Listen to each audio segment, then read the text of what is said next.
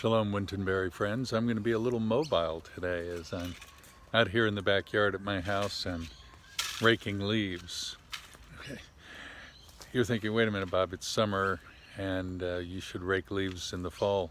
And that's true if these were not eucalyptus trees, because eucalyptus trees drop their leaves all year, so I have to be out here raking regularly.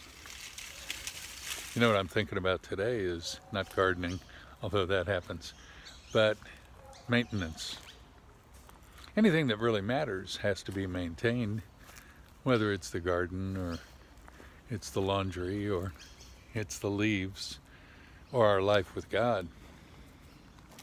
I mean, what is it that causes us to wake up in the morning and pray, to go to church on Sunday, to be part of home groups? What is it that causes us to stay the course, to maintain things?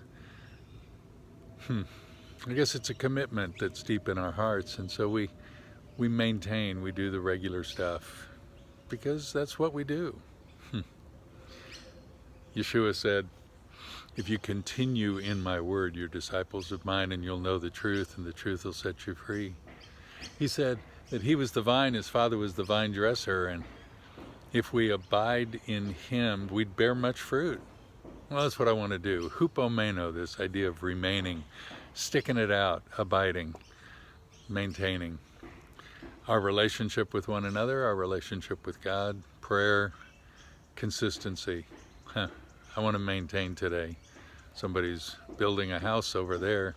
They're maintaining their property. Well, let's be mindful of that today and keep on keeping on until he comes. Shalom.